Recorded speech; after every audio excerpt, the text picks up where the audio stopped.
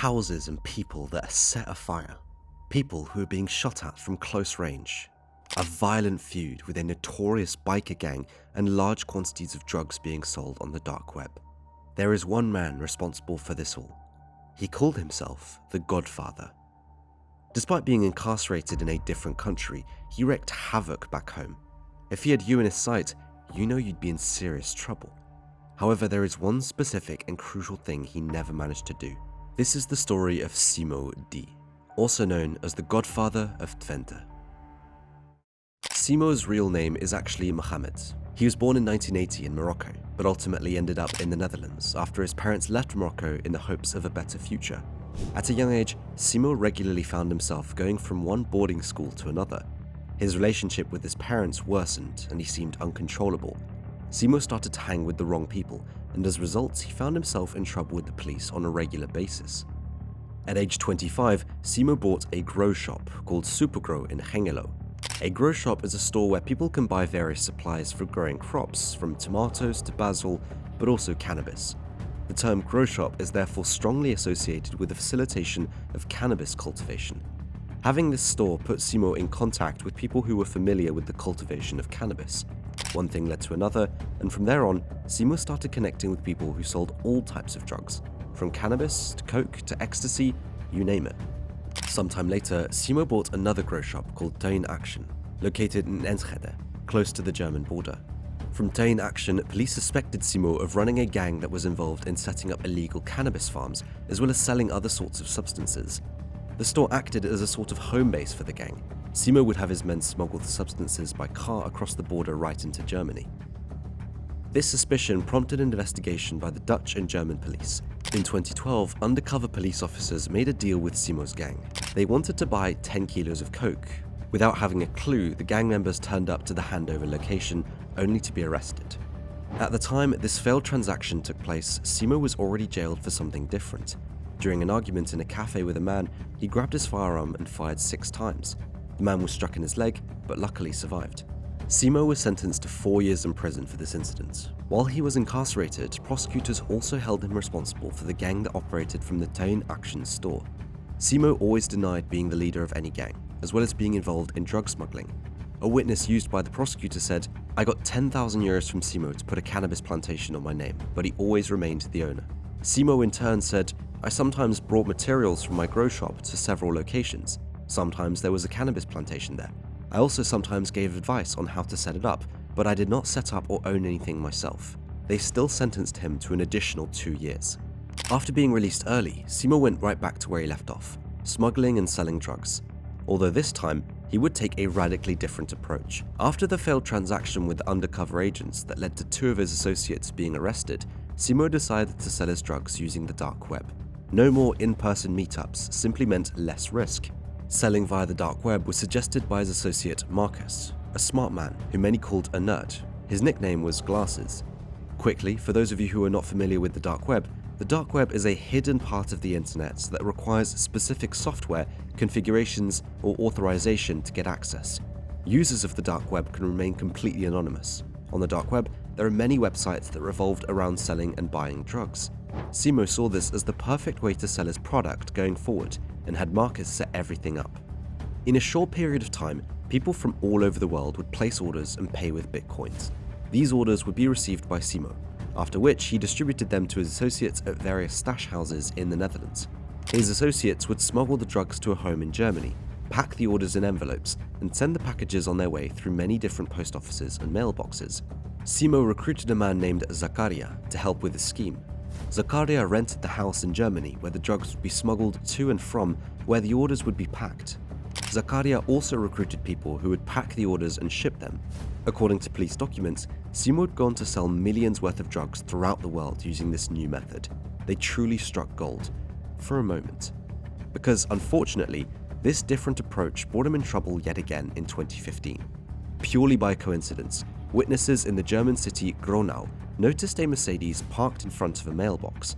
They saw 2 men dropping off multiple packages, which in itself is not weird. However, these men wore gloves and seemed to be very cautious handling the packages. Something did not seem right, and they informed the postman that arrived shortly after the men had left. postman decided to open several of the packages, and they were all full of drugs. He immediately contacted the police, and in total, there were 60 packages confiscated. Not much later, Zakaria was stopped by the police in that same Mercedes the witnesses saw. He told them that the car wasn't his, but Simo's. Simo was later arrested after witnesses confirmed seeing him drop the packages off at the mailbox. Simo was absolutely furious that Zakaria had snitched on him and decided to take revenge, though that would end up to go horribly wrong. While incarcerated in Gronau, Simo still stood at the helm of his gang. He had multiple phones in his cell which he used to communicate on different apps under the names GF, Mr. Sosa, and Susa Susa. The GF stood for Godfather. These phones enabled him to keep the business going and instruct his troops, Marcus, Henry, and Moritz. What would ensue was pure chaos back home, as Simo got into business conflicts as well as personal conflicts. Stick with me. It all started on the 31st of January 2017. A man walked towards his parked Renault Megane after hanging out with his friends in Hengelo. As soon as he sat down in his car, a man walked up to him and fired several shots from close range. The victim was struck 2 times in the wrist and 4 times in the shoulder, but as somewhat of a miracle, he managed to survive. He later told in Dutch TV show Opsporing Verzocht that he was blessed to have survived this incident and reassured that he had nothing to do with any crimes nor had any enemies. After investigation, police had to conclude that he may have been the wrong target. The actual target reported himself to the police after the incident occurred. He lived in the same neighborhood, also drove a Renault Megane, and was involved in the underworld.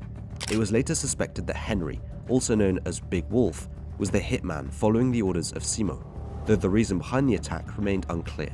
Just 2 days later, on the 2nd of February 2017 at around 6:30, the owner of a barbershop was cutting a client's hair. Outside, a Seat Ibiza Cupra pulled up and parked on the side of the road. Out of nowhere, a man entered the barbershop and started pouring a flammable liquid over the owner, after which he ignited it with a lighter. The owner was literally set afire and covered in flames. The customers inside the barbershop tried whatever they could to stop the fire. Then someone noticed the bucket of water they had been using to clean the windows and poured it over the owner.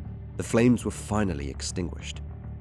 After the ambulance arrived, he was rushed to the hospital, where they concluded that he had sustained second-degree burns across 12.8% of his body. Here's an unexpected twist. This was once again a totally innocent man.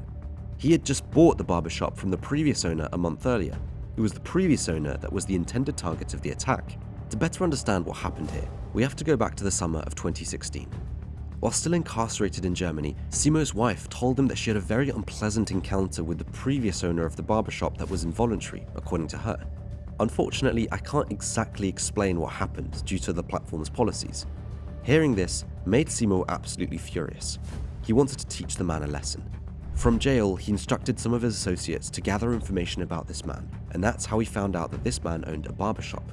Simo then sent Henry instructions to severely beat him up, to which Henry responded, "It would be a good idea to set the person in question afire." "If he's gone, Simo replied, not seeming to care whether the man would survive or not. When Simo found out that this wasn't his primary target who got burnt, but another man, he still sought revenge. Simo asked his associate to find his target, however, he had already fled to Turkey. Simo then decided to focus on people close to the man, in this case, his brother. From April to the 23rd of May, Simo ordered to put a tracker on this brother's car to follow his every move. Then, on the 24th of May 2017, it was go time. As the brother drove in Gronau, Germany, in his Hyundai Getz, a BMW started following him. The brother noticed he was being followed and started speeding up and slowing down to double check. The BMW did exactly the same. The brother sped off and after a few twists and turns managed to lose the BMW. Once home, he sat in his car to see if he was still being followed. Right as he wanted to step out, the BMW drove up to him. A man stepped out on the passenger side and fired 6 times. The tracker under his car enabled the shooter to know exactly where his target was. The brother couldn't escape. The shooter was Henry's younger brother, Moritz, also known as Little Wolf. As a miracle, the intended target survived yet again. Fast forward to the 19th of September 2017, at around 3:15 AM, a car stopped in front of Shisha Lounge Lux in Enschede. The passenger got out of the car and fired 6 rounds at the main entrance with an automatic firearm. At that time, the lounge was closed and there was nobody inside. The shooter walked back to the car and left the scene. Just a few minutes later, the same shooter fired 30 bullets at the front of a home right through the windows of the upper and lower floors. all while the residents were inside. Luckily, once again, no one got hurt. This home was located just 350 meters away from the Shisha Lounge. Both addresses belonged to a member of the motor club Satudara. But why? To understand the reason for this attack, we have to go back in time a little, once again. Simo had gotten into a heated feud with motor club Satudara. There are two theories to what started this feud. The first theory is that members of Satudara had visited Simo's grow shop and offered him protection in return for money. Simo did not want any protection and refused. He then sided with the Tattoo Hitters, a group of hitmen that were enemies of the Satudara. This caused a conflict, which then led to Simo wanting to take out members of the Satudara. The second theory is much more simple. The feud simply was about the drug trade. Simo and the Satudara battled for control over the same regions to sell their drugs in, prior to him selling on the dark web. When the Satudara kept selling on what Simo claimed as his turf, he resorted to violence to send a message. Remember his former associate, Zakaria, that snitched on Simo in Germany, which led to him getting arrested? Well, Simo had not forgotten about him. On the 11th of November 2017, at around 2:45 am, two men threw bricks through the window of a home in Almelo. They then poured in gasoline and lighter fluid through the hole in the window and eventually set it afire. At the time, there was one woman sleeping in the first floor bedroom at the front of the house. She woke up, noticed the fire in the living room, and fled the residence just in time. As a result of the fire, the residence was largely burned out. But who was this woman? The mother of Zakaria. Mind you, while all this happened, Simo was still incarcerated in Germany.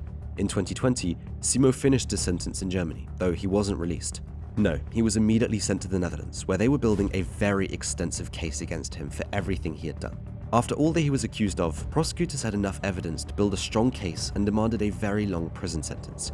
He was eventually sentenced to 26 years and 8 months of prison. Many immediately questioned why it wasn't a longer sentence. According to the prosecutors, this was because of attacks failed. Yes, he caused a lot of violence, but Simo intended to take people's life every time he ordered one of these actions, but none of them actually succeeded.